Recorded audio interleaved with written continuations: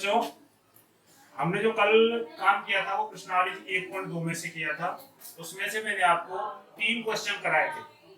अब 3 क्वेश्चनों से अगला जो क्वेश्चन है आपका चौथा वाला क्वेश्चन, उसमें पूछा है उसने HCF 306 और 657 बराबर 9 है, तो LCM 306 और 657 ज्ञात करो। क्या ज्ञात करना है हमें?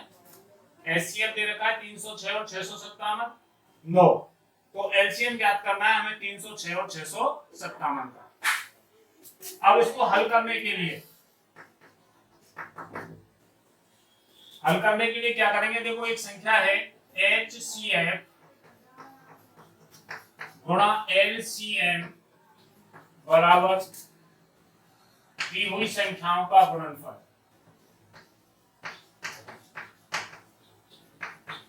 दी हुई संख्याओं का गुणनफल। अब देखो, HCF हमारे पास है 9, LCM है नहीं हमारे पास, बराबर 306 गुणा 657। देखो, LCM दे रखा था उसने, HCF दे रखा है 9, LCM पूछा है तो HCF के स्थान पर 9 लगा दिया, LCM के स्थान पर LCM लगा दिया, और दी हुई संख्या हमारे पास कितनी थी? 306 और 657। अब LCM निकालना है तो LCM बराबर दी हुई संख्याओं का गुणनफल बटे 9। 9 का भाग दे दिया हमने इसमें। देखो, 9 तिया 27, कितने बचे हमारे पास? 3, और 9 चौक 36। अब LCM बराबर 657 और 34 का मल्टीप्लाई यानी गुणा कर देंगे। 657 गुणा 34, 4 सत्ते 28 को 8 को हासिल लगी 2, 4 पंजे 20 और 2 22 को 2 को हासिल लगी 2, 6 चौक 24 और 2 26। 3 से किया, देखो 3 सत्ते 21 को 1 को हासिल लगी 2, 3 पंजे 15 और 2 17 को 7 को हासिल लगी 1, 6 तिया 18 और 1 19, 8 के 8, 2 और 1 3, 7 6 13, 9 और 2 11 और 1 12, 1 और 1 2, तो कितना आ गया हमारे पास? 22,338। आ गया समझ में? पूछा क्या था आपसे उसने? LCM। इसमें से कोई भी संख्या हो, 2 संख्याएं दे रखी हैं आपको, उनका एक LCM दे रखा हो या HCF दे रखा हो, तो यही सूत्र लगेगा। चाहे LCM पूछा हो, चाहे HCF पूछा हो, या दी हुई संख्याओं में से कोई एक संख्या पूछी हो, तो इसी सूत्र में संख्या जमा दो। संख्या जमा दो, आपका हल निकल जाएगा। अब अगला वाला जो प्रश्न है हमारा, क्वेश्चन नंबर 5, उसमें क्या कह रहा है? वो ज्ञात कीजिए कि एक धनात्मक संख्या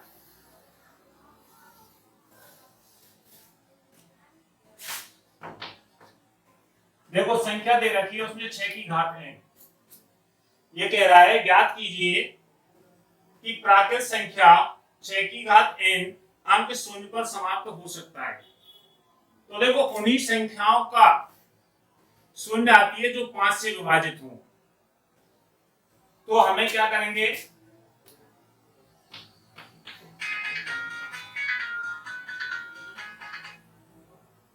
कोई भी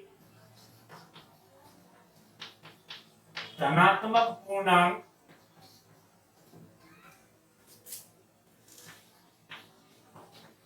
शून्य पर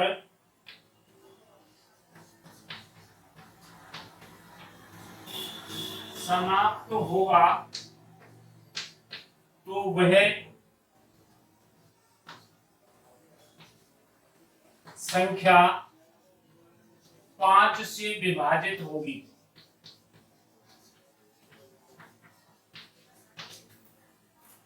आ गया समझ में? कोई भी धनात्मक पूर्णांक 0 पर समाप्त होगा तो वह संख्या 5 से विभाजित होगी। अर्थात जो संख्या दे रखी है उसके अभाज्य गुणनखंड में 5 अंक का आना जरूरी है। अब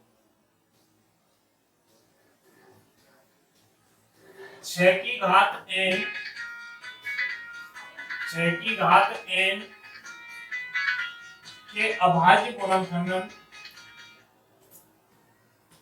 6 के हमने अभाज्य गुणनखंड किए।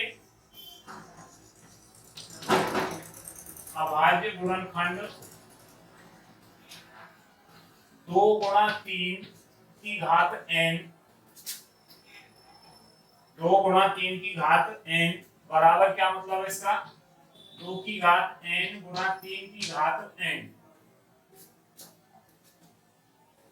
6 के भाज्य गुणनखंड हो गए 2 की घात n गुणा 3 की घात n। अतः 6 की घात n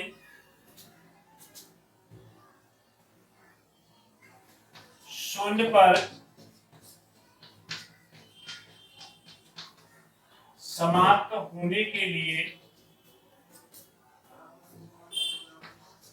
होगी तो इसके अभाज्य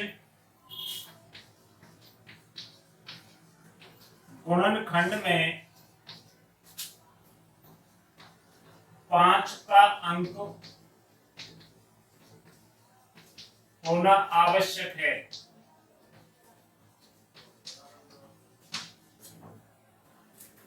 लेकिन 6 की घात n के अभाज्य गुणनखंड में 2 और 3 के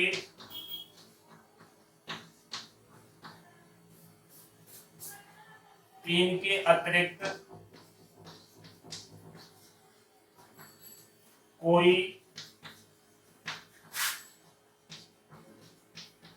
अभाज्य गुणनखंड नहीं है। इसलिए 6 की घात n अंक शून्य पर समाप्त नहीं होगा। 6 की घात n अंक शून्य पर समाप्त नहीं होगा। आगे समझ में, यानी 6 की घात n अंक शून्य पर समाप्त होने के लिए इसमें 5 के अंक का होना आवश्यक है। इसमें 5 का कोई भी अंक नहीं है, अतः यह शून्य पर समाप्त तो नहीं होगा। अब अगला जो क्वेश्चन है आपका,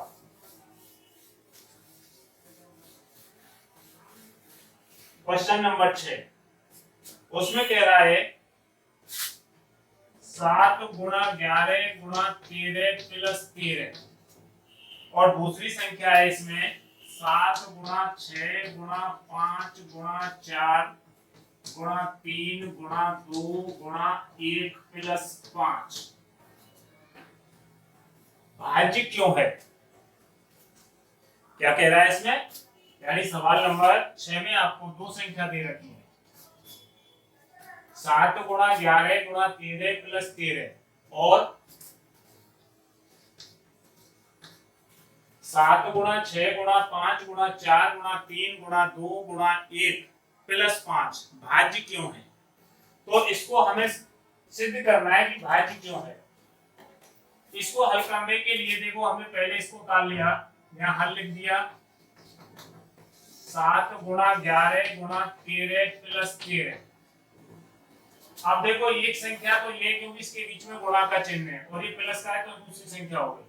इसमें से हमने 13 कॉमन ले लिया तो यह 7 गुणा 11 प्लस 1। अब प्रश्न आ रहा होगा आपके सामने कि 1 कहां से आ गया। देखो इसमें से तो 13 आ गया कॉमन में, फिर 13 में 13 का भाग दिया तो एक बार गया, इसको आगे और खोला हमने 13 11 गुणा 7 किया, 11 7 77 प्लस 1, तो ये हो गया 13 और 78। इसमें 13 सार्ग गुणनखंड है,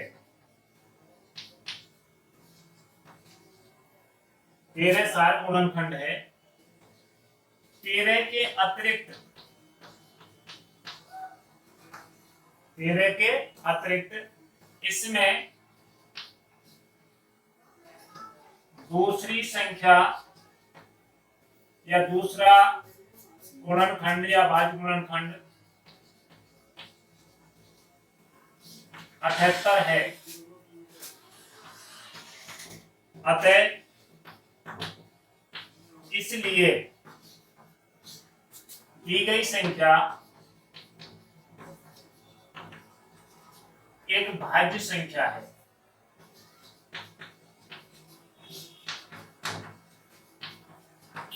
आ गया समझ में? अगर इसमें सार गुणनखंड नहीं होता, इसके अभाज्य गुणनखंड नहीं होते, तो ये भाज्य संख्या नहीं होती। तो इसलिए गुणनखंड है इसमें 78, तो इसलिए ये 13 से भाज्य है। इसके अलावा इसी प्रकार से दूसरा जो सवाल है हमारा, इसमें देखो 5 सार गुणनखंड है, तो हमने हल किया, इसमें 5 कॉमन ले लिया, 7 गुणा 6 गुणा 4 गुणा 3 गुणा 2 गुणा 1 प्लस 1। अब यहाँ भी कोई प्रश्न आ रहा होगा आपके सामने, यानी 5 ले लिया, 5 का भाग 5 में गया, इसलिए 1 आ गया यहाँ। इसको हल किया, देखो 5 अपने स्थान पे है, इनका गुणा कर दिया हमने। 1 का गुणा 2 से किया तो 2, 2 गुणा 3, 3 दूनी 6, 6 चौक 24, 24 और 7 42, 42 गुणा 24 प्लस 1, तो देखो 5 के 5।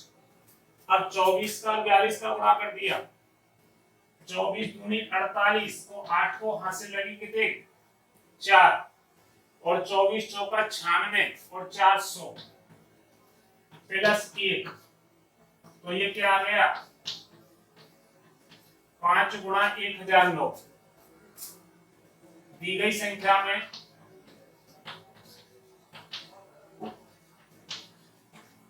पांच सार्व गुणनखंड है,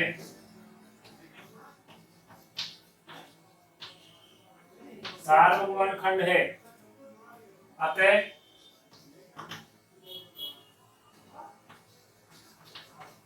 दी गई संख्या,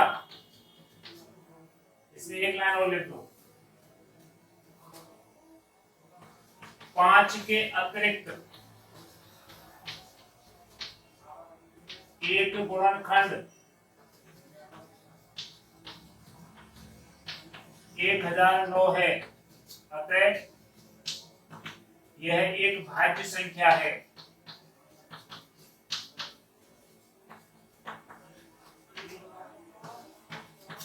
उतार लो, बैठा लो समझ में? क्योंकि देखो इसमें 13 सार गुणनखंड था, इसमें 5 सार गुणनखंड है। इसमें 13 का भाग चला जाएगा, हल करेंगे इसमें 5 का भाग चला जाएगा, इसलिए दोनों ही संख्या भाज्य हैं। प्रश्न में हमसे यही पूछा था कि ये भाज्य क्यों है, तो इसमें सार गुणनखंड है, इसके गुणनखंड हो रहे हैं भाज्य गुणनखंड, इसलिए ये भाज्य संख्या है।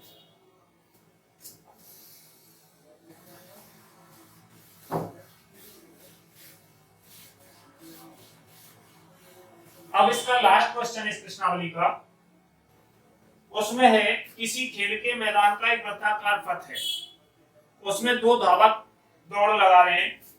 पहला है पूरा करने में रमन को 18 मिनट लगते हैं, रमन एक चक्कर को पूरा करने में समय लेता है 18 मिनट,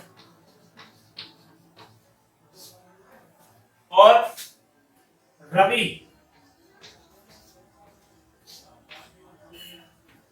उस चक्कर को पूरा करने में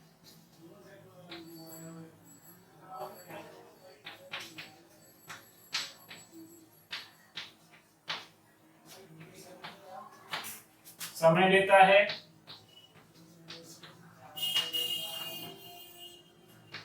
12 मिनट।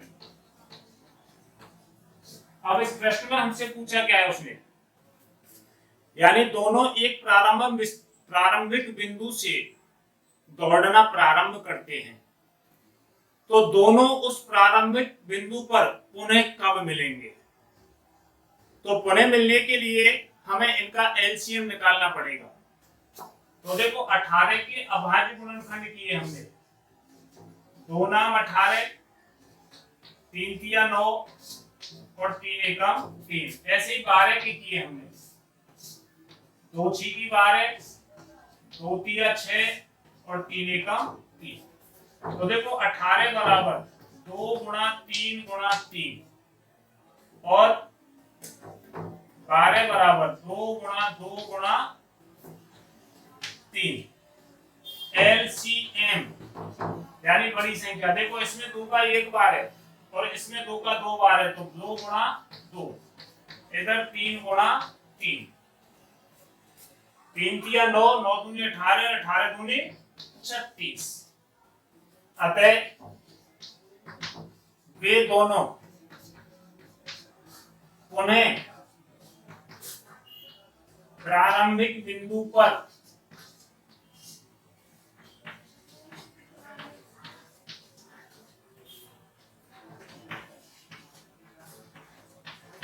छत्तीस मिनट बाद मिलेंगे।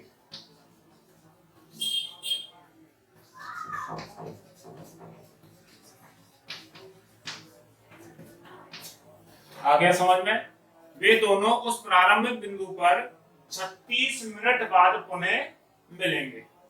अब आपकी अभ्यास 1.1 और 1.2 पूरा हो गया।